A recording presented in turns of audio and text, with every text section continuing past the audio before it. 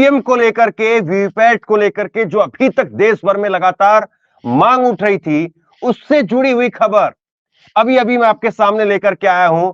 लेकिन नरेंद्र मिश्रा जी को आप स्क्रीन पर देख रहे हैं, सुप्रीम कोर्ट ने नोटिस जारी कर दिया है। इस मामले में पिटिशनर है और उनकी तरफ से जो है वो पिटिशन जो है इसको लेकर के दाखिल की गई। अब सबसे बड़ा सवाल यह है कि सुप्रीम कोर्ट की तरफ से कह दिया गया है कि वीवीपैट की निकली हुई पर्चियों का 100% मिलान किया जा सकता है या नहीं, ये चुनाव आयोग को नोटिस भेजा गया है। ब्रेक होते हुए खबर देख रहे हैं और नरेंद्र मिश्रा जी संभवतः पहले चैनल पर जो है वो जाकर के इस खबर को जो है विस्तार से बताएंगे। तो मिश्रा जी, मैं आपके पास में सीधे आ रहा हूं बगैर लंबी चौड़ी भूमिका के। बताइए कि आपने पिटीशन डाली थी, कब डाली थी और उस पर आज सुप्रीम कोर्ट ने क्या फैसला लिया है और इसका असर क्या होगा, इससे आने वाले चुनाव में क्या फर्क पड़ेगा, क्या कुछ बदलने वाला है? हाँ बताइए।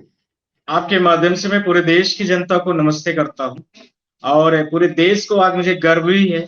जब से मैंने ईवीएम वाली केस लड़ना शुरू किया था, इतने लोगों ने मुझे फोन करके या एसएमएस करके, ट्विटर में और व्हाट्सएप में, और इसके साथ में इतने लोगों ने मेरा नंबर लिया, फेसबुक में लिया। सबका एक ही जवाब था, सर ईवीएम को बैन कराइए, नहीं तो डेमोक्रेसी खत्म हो जाएगी। मुझे भी, मेरे पास भी कोई जवाब नहीं होते थे क्योंकि कई बार कोर्ट कॉमन ऑर्डर पास कर देती थी, इसलिए हम लोग भी हर्ट थे इस चीज को लेकर के। मुझे बहुत सारी चीजें हैं जो आउट ऑफ वे नहीं है। मैं इस केस का ग्राउंड नंबर 1 बोलना चाहता हूँ। इस तरफ से, एक तरफ से मैं शुरू कर रहा हूँ। मध्य प्रदेश, छत्तीसगढ़ के, राजस्थान की जो डेटा की गड़बड़ियां थी, मैनिपुलेशंस था, इसको मैं ऑनरेबल सीजीआई के बेंच में भी दिया था और ट्रूथ का जो हमारे जनरल स्टार है उनके माध्यम से मैं आपको भी बताया भी था। बहुत सारी गड़बड़ियां थी। ऐसे ही ground number 1, point number 1 in this case, पहला केस का ग्राउंड था 5 to 6 hours can be done entire VVPAT पर्ची। जो वीवीपैट की पर्ची निकलती है, जो कि अभी निकल रही, रेंडमली निकालते हैं हम लोग, उसको 10-5 मिनट में हम लोग कवर कर देते हैं, पर पूरी की करते हैं जस्ट लाइक टू देयर कि 700 वोटर्स, 1000 वोटर है तो उनको हम 5 से 6 घंटे में can be done in days. एक ही दिन में जिस समय पर चुनाव हो रहा है, 5 से 6 बजे तक में चुनाव लगभग हर पोलिंग का खत्म हो जाता है, उसको हम 5-6 घंटे में हम उन चीजों को खत्म कर सकते हैं। कोई भी extra access, extra man power की जरूरत उस पर नहीं बढ़ रही। Point number 1 on this case. Point number 2, 5,000 crores for furnishing the 24 lakhs वीवीपैट। 24 लाख वीवीपैटों के लिए उसके जो उसका फंक्शनिंग कर लेने के लिए, परचेजिंग करने के लिए 5,000 crore रुपीस गवर्नमेंट को देना पड़ रहा है। It's very expensive, which is deducted by the every taxpayers, peoples of the India's and consolidated fund of India's। यानी पहले जो हमारे और आप जैसे जो वोटर हैं, मतदाता हैं, उन सबके जेब से पैसे कट रहे हैं, कंसोलिडेटेड फंड के पेमेंट से जा रहा है, क्योंकि election commission of India, CGI, इसके साथ में जो प्रेसिडेंट ऑफ इंडिया है, इन सब की पेमेंट उन्हीं से जाती है। अब इसका नेक्स्ट ग्राउंड है वीवीपैट और ईवीएम।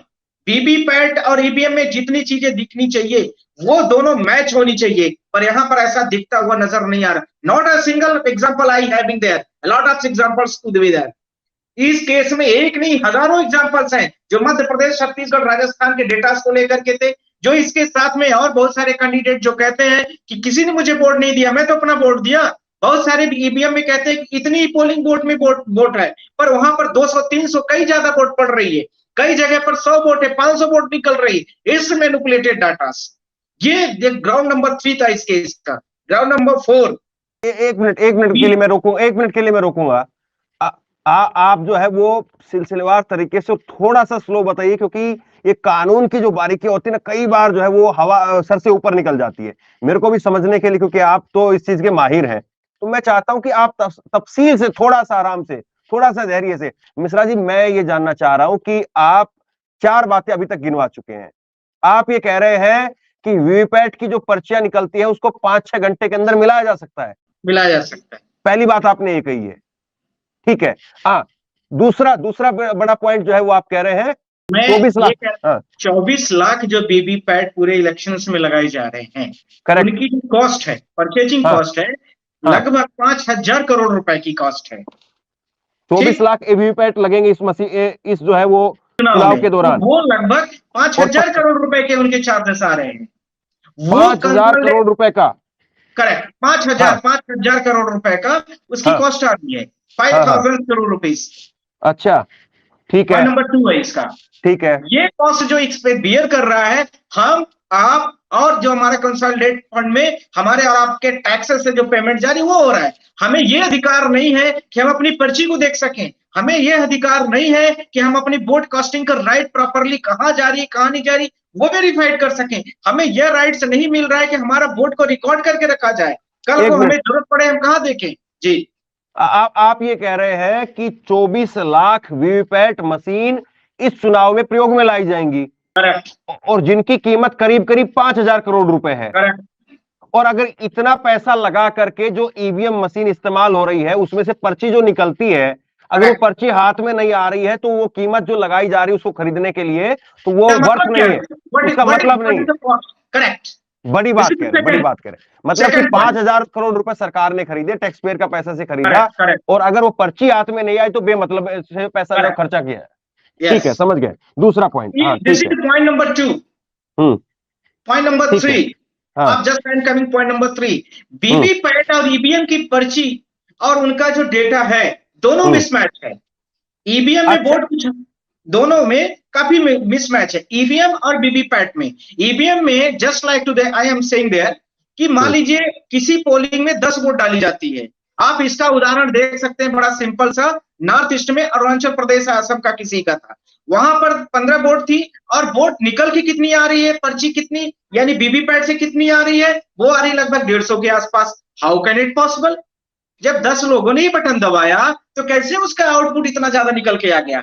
ये ग्राउंड नंबर 3 है।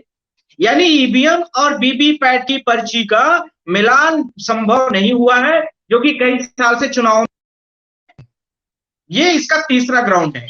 और आप उदाहरण कहाँ का दे रहे हैं इसमें? इसमें बहुत सारे नॉर्थ ईस्ट का दिया, मध्य प्रदेश, छत्तीसगढ़, राजस्थान का दिया। इसमें पूरे डेटा का डेटा ये गायब है, जिसको लेकर के मेरी पिटीशन फाइल थी। आपको पता है, पूरे भारत देश को पता है इस चीज को लेकर के। मध्य प्रदेश, छत्तीसगढ़, राजस्थान में वोट कम पड़ी, डाटा ज्यादा निकला। इसको लेकर के मैंने सीजीआई को दिया था। आपको नहीं पता है, मुझे नहीं पता, सीजीआई हाँ को नहीं मैंने नहीं, हमने दिया है। हमने बात की है, हमने बात की है, पहले हमने बात की है, लेकिन मैं दर्शकों के लिए समझना चाह रहा हूं कि आपकी जो दलीलें थी उन दलीलों के आधार पर ही कम से कम नोटिस गया होगा ना, तो आपकी दलीलें एक बार हम फिर से समझ लें। इसीलिए मैं जो है आपसे दोबारा बुलवाना चाह रहा हूं, इसीलिए मैं आपसे दोबारा जो है समझना चाह रहा हूं, क्योंकि बहुत जरूरी है। आपकी दलीलों के आधार पर ही जो है वो आज सुप्रीम कोर्ट ने तय किया है। तो आप ये कह रहे हैं कि आपने जब याचिका दायर की, मैं दर्शकों को फिर एक बार बीच में बता दूं मैंने 3 कि याचिकाएं, एक मिनट के लिए, एक मिनट के लिए, मिश्रा जी वो वकील है, हम केवल और केवल जो है मैं मिश्रा जी से, जैसे कि कई बार बुलाता हूं मैं मिश्रा जी को कि सुप्रीम कोर्ट, हाँ सुप्रीम कोर्ट के जो अलग अलग जो फैसले होते हैं उन फैसलों को समझने के लिए बुलाता हूं मैं मिश्रा जी को। स्क्रीन से गायब हो गए, हाँ ठीक है वापसी आ गए। ये मिश्रा जी को मैं कई बार बुलाता हूं मामलों को समझने के लिए, लेकिन आज मैं समझने के लिए नहीं बुलाया इनको। आज इनकी याचिका पर, बहुत गंभीर बात है ये, आज जो शख्स मेरे सामने बैठे हैं जिनको आप लगातार सुनते रहते हैं, आज इनकी याचिका की वजह से सुप्रीम कोर्ट ने चुनाव आयोग को नोटिस भेजा है। मामले की गंभीरता को आप समझिए। ठीक है, तो आप कह रहे हैं तीसरी बड़ी बात यह कि वीवीपैट और ईवीएम मशीन का मिलान नहीं हो पा रहा है, ये तीसरा पॉइंट है। ठीक है, चौथा पॉइंट। धर्मेंद्र जी, इसमें 3 पिटीशन है, ध्यान रखना है। मेरी है, एडीआर की है, अरुण की है, ध्यान रखना है। 3 पिटीशन है, ठीक है ना? अच्छा, अरुण जी कौन है? एक और है पिटीशन, एक एडीआर की है, ठीक है? 3 पिटीशन है, ठीक है? नेक्स्ट पॉइंट, सबको टैग करके सुना जा रहा है। पॉइंट नंबर 4, ये 3 हो गया। पॉइंट नंबर 4, अब कोर्ट कहती है कि काउंटी, हम लोग भी कहते हैं कि जब ये ईवीएम वीवीपैट का सबका मिलान नहीं हो रहा है तो ये कैसे संभव कि मिलान हो जाए?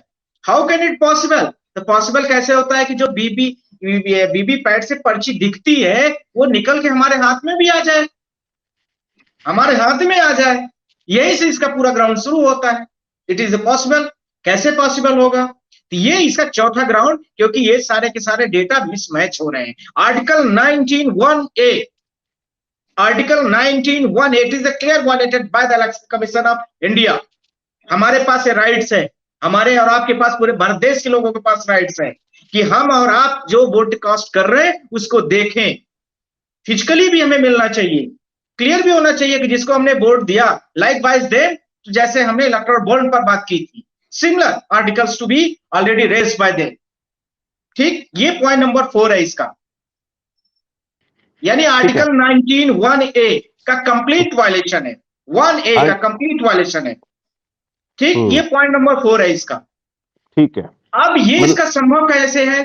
तो इसी में हम लोगों ने जो ग्राउंड्स है, इन दिस केस ग्राउंड है, अब वीवीपैट से पर्ची निकले, हीज और हर, कोई भी व्यक्ति जाए, 140 करोड़ के जितने पीपल्स हैं वो जाए, बैलेट बॉक्स बाजू में रहे और उसमें डाल दे पर्ची को, जो कि इंडिया अलायंस का, गठबंधन की भी प्रेयर थी, इलेक्शन कमीशन ऑफ इंडिया को भी दिया गया था, हमारी भी प्रेयर थी, एडीआर की भी प्रेयर है, और हम 2-3 पिटिशनर सबकी प्रेयर है, यही कॉमन प्रेयर है, ये ध्यान रखने की आवश्यकता है।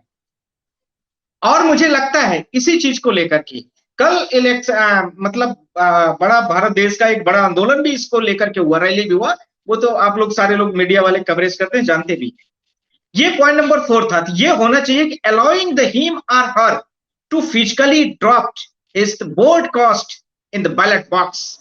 बैलेट बॉक्स में हम, आप और कोई भी भारत देश का नागरिक अपने वोट को देखे और डाल दे उसमें, और वो जो डाल के आए उसको काउंट किया जाए, निकाला जाए, बाद में चुनाव के बाद ये निकाला जाए, और वो ईवीएम में कितनी वोट आई, वीवीपैट में कितनी पर्ची निकली, वो सब का सब, दूध का दूध पानी का पानी हो जाएगा।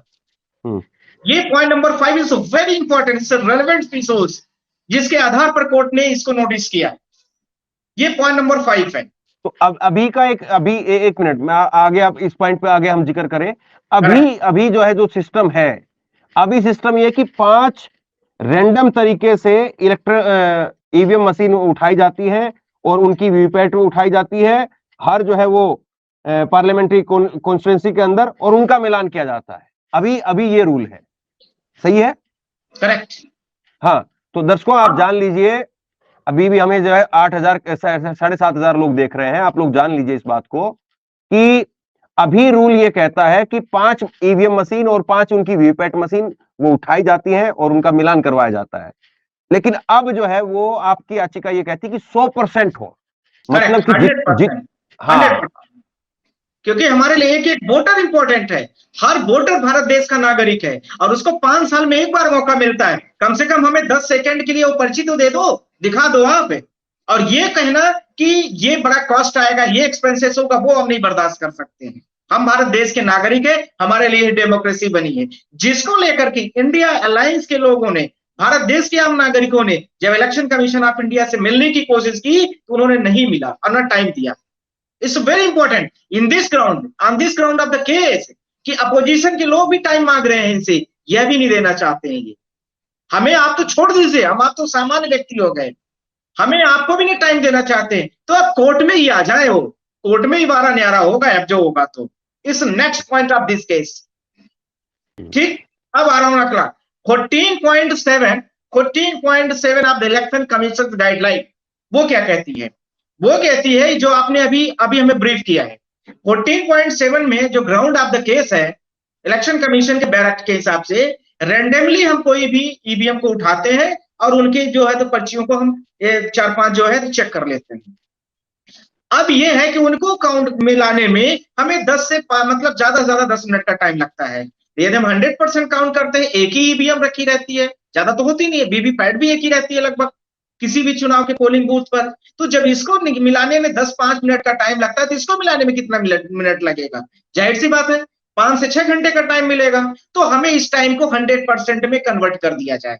इस point number 6 of this case, मतलब ये 5 जो ईवीएम मशीन की वीवीपैट मिलाई जाती है उसको 100% कर दिया जाए, 100% कर दिया जाए। ठीक है, ये इनका इलेक्शन कमीशन का सुप्रीम कोर्ट के गाइडलाइन के हिसाब से 2019 में सुब्रमण्यम स्वामी का एक बहुत बड़ा केस का जजमेंट आया था, जिसमें यह था कि रैंडमली 5 के हम मिला सकते हैं। सुप्रीम कोर्ट ने ही बोला था, तो इसको लेकर के ये हुआ कि 100% आप तो इसको करिए। ये इसका ग्राउंड नंबर नेक्स्ट है। अब नेक्स्ट का नेक्स्ट आ रहा है। अब इसमें हमारे 5-6 पॉइंट्स और थे, सब पॉइंट्स इसी पॉइंट्स के, यानी ग्राउंड नंबर 6 के सब पॉइंट सुनिए। पहला इसका सब points, point number A, as per the broadcast for the broadcasting, यह बोर्ड के नियम और बोर्ड की जो देता है उसके आधार पर होनी चाहिए, यानी हर 140 करोड़ जितनी भारत देश की जनता है उसके आधार पर होना चाहिए। इसका पॉइंट नंबर ए है। पॉइंट नंबर बी, वेरीफाइड होना चाहिए voters. How can I verified कि हमने वोट दिया है वही व्यक्ति है, हमने वोट दिया, पर्ची निकली, हमने दिखा दिया, इलेक्शन कमीशन साहब ये है, अब आपको मैन पावर लगाने की जरूरत नहीं, हमारी पर्ची निकली, दिखा दिया और बैलेट में हमने डाल दिया। आप जो वेरीफाइड कराते हो हमें उस पर फेथ नहीं है। इसका सब पॉइंट 2 है ये। सब मतलब पॉइंट आप ये कह रहे हो कि जो वीवीपैट मशीन उसका जो है वो नाम ही यही है कि पेपर कि वो वेरीफाई कर रही है, लेकिन आप ये बताइए कि आप ये कह रहे हो कि जो उसमें पर्ची दिख रही है, वीवीपैट मशीन के अंदर जो पर्ची दिख रही है उससे चीजें वेरीफाई नहीं हो रही है। हाथ में लेकर के वो आदमी कर रहे वेरीफाई हैं, करेगा, इलेक्शन आदमी हाथ में कमीशन लेकर के करता है, वेरीफाई करेगा। मैं अपना वेरिफिकेशन मैं खुद करूंगा हाँ, कि मैंने वोट दिया है, ये मेरी वेरिफिकेशन अपने है, हाथ में ये मेरी लेकर के, वोट है। अपने करेक्ट। हाथ में लेके। हाँ। जैसे आईडी आधार कार्ड आप रखते हो, एटीएम कार्ड मेरा लेते हो, जैसे आप पासपोर्ट मेरा लेते हो हर चीज को कि मैं ही नरेंद्र मिश्रा हूं, आप ही धर्मेंद्र जी हैं, आप ही स्टेट बैंक ऑफ इंडिया में जाओ, किसी बैंक में जाओ, आपका पासबुक में फोटो लगता है, आईडी लगती है, वैसे ही ये प्रूफ होना चाहिए कि मैंने ये वोट दिया है, ये जो ईवीएम में वीवीपैट में दिख रहा है ये होना चाहिए। That should be done. ठीक है। नेक्स्ट, इसका सी हुआ, hmm record of the vote cast, जितनी वोट पड़े उसका रिकॉर्ड भी होना चाहिए, किस पोलिंग में इतनी वोट पड़ी है। मान लीजिए मेरी XYZ रीवा मध्य प्रदेश की कोई वोट सीट है, लोकसभा सीट, अब वहां पर कोई पोलिंग स्पेसिफिक है, मान लीजिए पोलिंग नंबर 14 है, 14 नंबर पोलिंग में मान लीजिए कि 200 वोटर है, 500 वोटर है, 500 वोटर का रिकॉर्ड होना चाहिए। अब वो लिखा जाना चाहिए कि फिजिकली भी 14 वार्ड नंबर 14 में 500 वोट पड़ी, वीवीपैट में भी 500 पड़ी, ईवीएम में भी 500 निकली। ठीक, ये तीनों मैच भी होना चाहिए। इसका सब पॉइंट है। नेक्स्ट, काउंटिंग ऑल वीवीपैट 100%, सारे वीवीपैट ईवीएम और उसका सबका 100% काउंटिंग होना चाहिए और वेरीफाइड होना चाहिए। ये नेक्स्ट पॉइंट था, जो कि बहुत सारे ईवीएम मध्य प्रदेश, छत्तीसगढ़, राजस्थान और ऐसे भारत देश की बहुत जगह जगह पर चुनाव में बहुत सारे स्पेसिफिक कैंडिडेटों को एक सिंगल वोट भी नहीं मिल रही है। वो कहते हैं कि किसी ने वोट नहीं दिया, मैं तो अपना वोट दिया हूं, मैं कैंडिडेट हूं। आप एफिडेविट लेते हो कोर्ट में इन्हीं चीजों को लेकर प्रूव करने के लिए, अब आपको क्या दूं मैं, ये तो हो गया। ये प्रूफ करने के लिए कि जैसे कैंडिडेट जो एलिस्ट करते हैं वो प्रूफ करने के लिए कि मैंने अपनी पर्ची की वोट ये दिया, ये मेरी ये पर्ची है, ये सबको दिखाने के लिए प्रूफ होगा अभी। ये पॉइंट नंबर इसका सब था। नेक्स्ट वन गो है। अब इसके बाद आते हैं ballot box to ensure, ballot box जो होगा इसमें हम और आप पोलिंग में जाएंगे, वोट डाल के उस पर्ची निकलेगी वीवीपैट से, उसको बैलेट बॉक्स में डाल देंगे एज पर माई प्रेयर, एज पर माई अदर्स, मेरे जो भी हमारे फ्रेंड्स हैं उनके प्रेयर के हिसाब से, तीनों की कॉमन प्रेयर थी इस पे।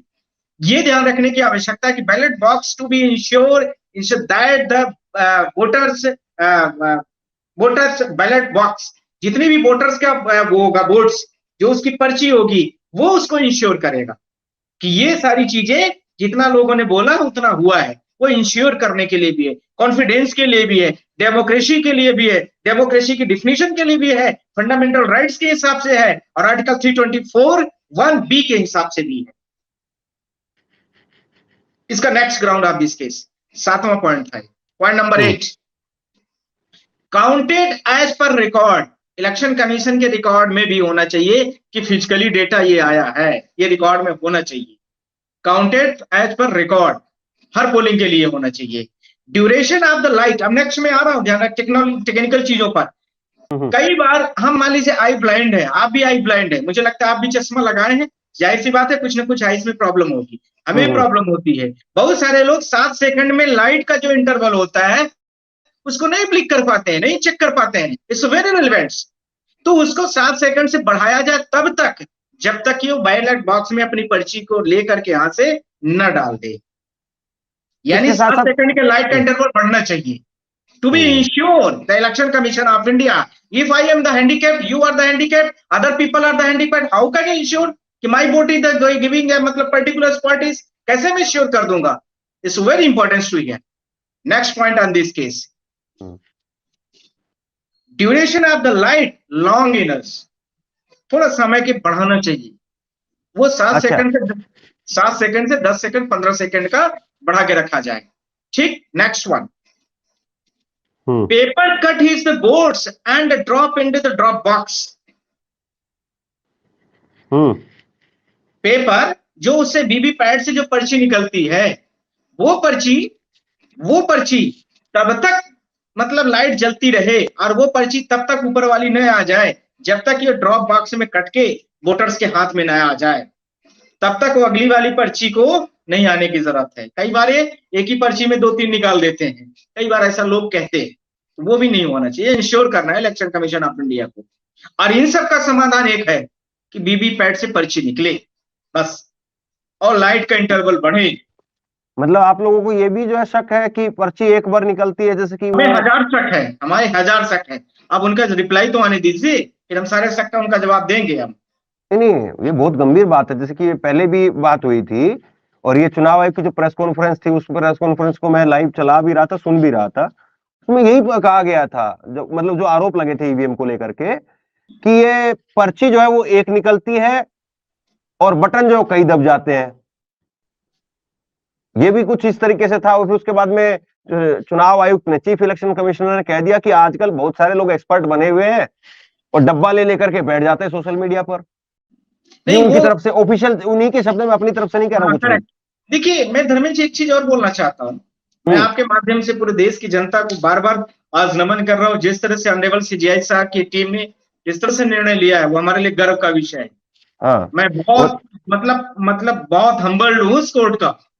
हमें तो उम्मीद भी नहीं थी, क्योंकि बहुत सारी चीजें मैं बोलना नहीं चाहता हूँ, पर ऑनरेबल जस्टिस गवई साहब ने जिस तरह से निर्णय लिया है, वेरी हम्बल्स, क्योंकि हमारे तीसरे जस्टिस वही बनने वाले सीजीआई भारत देश के। तो ये भी एक बड़ा विषय। इनका नाम ले रहे हैं आप, ये 2 जजों की बेंच है, बीआर गवई और संदीप मेहता। हाँ, दीपक मेहता। तो ये बड़ा विषय था, और हमारे लिए, सबके लिए गर्व का विषय है कि ड्यूरिंग इलेक्शन वो ये कह सकते थे कि इलेक्शन चल रहा है, अभी कैसे पॉसिबल है। पर मुझे लग रहा है कि कोर्ट अब समझ चुकी है कि भारत देश की जनता क्या आपको लग रहा है ये इलेक्शन से पहले निपट जाएगा मामला, ये आ जाएगा? नहीं निपटेगा, पर अब निपटाया जाएगा। हम लोग रोज मेंशनिंग कब करेंगे, लॉर्डशिप में इलेक्शन का जितने चरण बनाए ये सब हो जाएगा। अभी गड़बड़, प्लीज आप इंश्योर कराइए जल्दी से जल्दी। अरे लेकिन ये चुनाव से पहले आ गया तो फिर इसमें तो फिर अपने आप में एक लहर आ जाएगी वोटर में, पर्ची आ रही, पर्ची मिलेगी। भारत देश के 140 करोड़ की जनता, आप जैसे सोशल मीडिया जो भारत देश के लड़ने वाले लोग हैं, जो देश की बहुत बड़ी स्तंभ हैं, वो इतने तेजी से स्प्रेड होगी सारी चीजें कि कल ही से जनता में आवाज बढ़ जाएगी। आप देखते रहना सोशल मीडिया पर क्या होगा, पूरे भारत देश में लहर फैलेगी। इलेक्शन कमीशन ऑफ इंडिया जिस तरीके से कल राहुल जी, ऑनरेबल मिस्टर राहुल गांधी जी ने एक बड़ी अच्छी बात बोली है, मैं उसको कोट भी करना चाहता हूँ।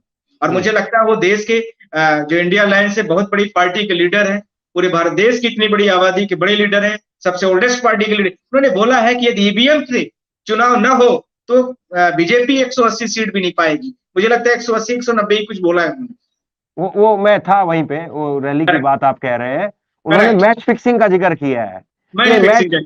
अगर मैच फिक्सिंग ना हो तो बीजेपी 180 सीट पर ही जो है सिमट जाएगी। यही मैं बोलना चाहता हूँ। लेकिन मैं आज जो है वो आपको ये तो नहीं बता सकता कहाँ था मैं, लेकिन मैं आज एक मीटिंग में था, और उस मीटिंग में ये चर्चा हुई कि 180 सीट भी शायद ज्यादा बोल दी गई है, 30 सीटें उसमें ज्यादा बोल दी गई, 150 के आसपास है।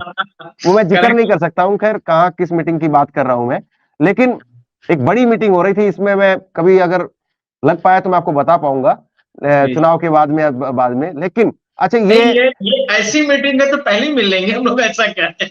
नहीं, अब देखिए चुनाव है, अब चुनाव में बहुत सारी चीजें होने वाली है। ये निश्चित तौर पर, ये वाकई अगर फैसला इसका आ गया तो बहुत एक तरह से चुनाव के अंदर क्रांतिकारी एक बदलाव जो है दिखेगा। तो वोटर के मन में डाउट है इस चीज को लेकर, मुझे लगता है कम से कम। धर्मेंद्र जी, मैं आज आपसे वादा कर रहा हूँ, फिर से मैं वादा कर रहा हूँ, क्योंकि मैं बहुत आपने मुझसे कई बार बोला कि सर आप इस मैटर को क्यों नहीं मेंशन कर रहे हैं बार बार। ने कई बार बोला मुझसे, बहुत सारे देश की जनता भी बोलती थी। मैं बोला वक्त आने दीजिए, वक्त का इंतजार करिए। मैं सही शॉट को, पूरे भारत देश की जनता को उसका रिजल्ट मिलना चाहिए, और मुझे लगा आज मिला है कोर्ट को। आधी देश की जनता को उम्मीद हो गई, और मैं आपसे इंश्योर कर रहा हूँ, जो मैं आपसे पहले लाइन में बोला हूँ, कि चुनाव की वोटिंग होने के पहले मैं पूरी कोशिश करूंगा कि जो वीवीपैट से पर्ची दिखती है, उसमें छोटी सी प्रिंटिंग मशीन तो लगानी है, उसमें करना क्या है, एडिशनल वर्क क्या है उसमें? प्रिंट का कमांड हमारा आप नहीं देते हैं, लैपटॉप से देते हैं, 1 सेकंड में प्रिंटर कमांड दे देता है, उनको भी छोटा सा कमांड लगा देना है। एक मिनट, आप क्या कह रहे हैं? आप ये कह रहे हैं कि वीवीपैट में जो पर्ची आती है वो पर्ची आपके हाथ में आए, या फिर वीवीपैट की पर्ची वीवीपैट में रहे और उसके अलावा एक प्रिंटर और लगा करके उसकी पर्ची दे दी जाए आपके हाथ में। ये भाई जब इलेक्शन कमीशन ऑफ इंडिया ऐसा कहता है कि हमारे हाँ। पास अभी इस तरह से मशीन नहीं बनी हुई है। अच्छा, मैं आपसे ये कहना चाहता हूं जिससे एक बड़ा मतलब दलील कॉमन आप सेंस, अगली दलील ये कोर्ट में देने वाले हैं एक करेक्ट तरह से। करेक्ट, कि हाँ आपने देखा कि आप कोई बैंक में जाते हैं, एटीएम से पैसा निकालते हैं, हमने उन हाँ, सबको इंश्योर किया है कि ठीक है। जैसे एटीएम से पैसा निकला, छोटी सी पर्ची निकली, कहीं ना हम्म। कहीं उसमें प्रिंटर लगा होता है। आप उसमें दलील नहीं करते हैं कि इतना पैसा रोज पर्ची खराब हो रही है, इतने पेपर कटे जा रहे हैं, आप इसमें जरूर दलील देते हो। हम आपके माध्यम सॉरी आपके माध्यम से मैं पूरे देश की जनता को बोलना चाहता हूं कि छोटी सी, बाय द वे, इनके मशीन में पुरानी गोल्ड मॉडल है, छोटी सी उसी में कमांड वाली मशीन लगा दे जिसमें कनेक्टेड हो, वो सीधा जैसे वीवीपैट से पर्ची देखती है, वहां से फिजिकली छोटी सी पर्ची निकाल के आपको दे दे, कमांड में आ जाएगी अच्छा, प्रिंट में। ठीक है, ठीक है। तो पर्ची मतलब जो प्रिंटर से अगर एक्स्ट्रा प्रिंटर लगाया जाएगा उसकी जो पर्ची निकलेगी वो पर्ची ही मानी जाएगी ना। हाँ हाँ, वही मानी जाएगी, 100% वही। अगर अगर मिलान होता है तो मिलान हाँ, के लिए प्रिंटर वाली पर्चियां। प्रिंटर वाली प्रिंट वाली पर्ची, प्रिंट वाली, हाँ हाँ जो हमारे हाथ में फिजिकली आएगी, चाहे वो हाँ, वीवीपैट में ही इनके सिस्टम ऐसा हो, चाहे एडिशनल लगा दे, कोई बड़ा काम नहीं है वो। कमांड आजकल की बड़ी हाईटेक इनकी वीवीपैट है। अभी मैं आपके माध्यम से बोलना नहीं चाह रहा हूं, मैं सोच रहा कोर्ट में दलील रखी जाए, पूरी भारत देश की जनता सुने उस दलील को लाइव। मैं ये चाहता हूं इंश्योर करने के लिए। इस पर कब सुनवाई हो सकती है अब? अब सुनवाई है कितना शायद टाइम दिया गया है सुप्रीम कोर्ट की तरफ ये से? 7 तारीख को लग रहा है या 5 को है, वो मैं डेट आपको बता दूंगा, ठीक है। अच्छा, अभी अभी सुनवाई होगी यानी कि फिर लंबा हाँ, टाइम नहीं है? नहीं नहीं नहीं, कुछ नहीं है, जल्दी जल्दी होगा, तभी तो मैंने आपसे बोला है कि भारत देश की जनता को मैं इंश्योर कर रहा हूं कि जल्दी होगा, अच्छा होगा। और देश के 140 करोड़ की जनता को मैं बोलना चाहता हूं कि अच्छा निर्णय आएगा, ध्यान रखने की आवश्यकता है, और अच्छा, धूम मचेगी पूरे देश में। तो जीतना ये हारना एक अलग विषय है धर्मेंद्र जी, मैं आज भी बोल रहा हूं फिर से, कोई पार्टी जीते हारे इससे मेरा कोई भी विषय नहीं है। भारत देश जनता, हम और आप एक एक वोटर ये इंश्योर करें कि हम जो है तो वोट डालते फला व्यक्ति को और वो उसको मिला है, कॉन्फिडेंस हो गया, अब इसके बाद हम घर जाएंगे। नहीं, बस इतना मेरी निवेदन है अंतिम पे। मैं एक मिनट थोड़ा सा और साफ कर दूं जो आप कहना चाह रहे हो बात को। भाई मान लीजिए कि अगर ये वीवीपैट की पर्चियां जो है वो गिनी गई और वीवीपैट की पर्चियों से इंडिया गठबंधन की जीत हो गई, तो प्रधानमंत्री तो एक ही बनना है तब भी। ऐसा तो है नहीं कि भाई उसके बाद में वीवीपैट से जीत करके इंडिया गठबंधन की तरफ से 4 प्रधानमंत्री बन जाएंगे। और अगर नरेंद्र मोदी जीत गए या जो उनकी पार्टी एनडीए जीत गई तब भी वही प्रधानमंत्री बनना, देश का एक ही प्रधानमंत्री रहना। तो जीत हार पर हम बात नहीं कर रहे हैं, हम बात कर रहे हैं कि लोगों का जो एक मौलिक अधिकार है, और यही जो है वो चुनाव आयोग ने चंदे के वक्त में भी इस्तेमाल किया था कि लोगों को ये मौलिक अधिकार है। और आर्टिकल 19 का तब भी हवाला दिया था सुप्रीम कोर्ट ने, तब भी कहा था कि कौन सी पार्टी चंदा दे रही है, मेरे वोटर को जानने का हक है, क्योंकि वोटर का ये मौलिक अधिकार है। वो वोट देने के लिए जाता है तो उसको पता होना चाहिए कि जिस पार्टी को वोट देकर के आ रहा है वो पार्टी किससे चंदा ले रही है। और अब उसी आर्टिकल 19(1)(a) का आज फिर से सुप्रीम कोर्ट की तरफ से हवाला दिया गया और सुप्रीम कोर्ट ने कहा कि ये जो है वो अधिकार है एक वोटर का कि वो ये देखे, ये समझे, ये तय करे, अपने हाथ में चीजों को लेकर के खुद से महसूस करे कि हाँ ये जिस पार्टी को मैंने वोट दिया वो पर्ची ये है। तो ये बिल्कुल साफ हो गया। अच्छा, मैं आपसे ये समझना चाह रहा हूं कि क्या इसमें ऐसा भी हो सकता है कि 19 तारीख को पहला जो है वो मतदान होना है, 19 अप्रैल को, और आज हम 1 अप्रैल में आ गए हैं, यानी आज से 18 दिन रह गए अब।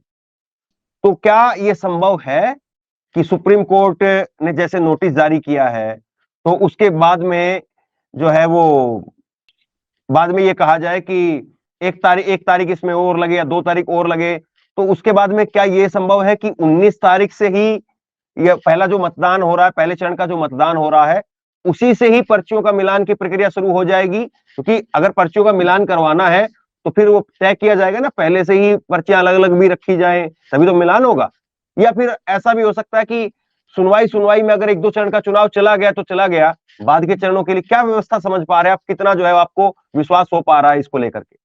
विश्वास के बारे में तो लगता है कि थोड़ा सा इनको इलेक्शन कमीशन की रिप्लाई देखनी चाहिए, अभी इनको मौका दिया गया, रिप्लाई आ जाए, ये क्या बोलते हैं इसमें हमारी दलीलों पर, ये क्या अपना जवाब देते हैं, वो देखना थोड़ा सा आवश्यक विषय हो गया है।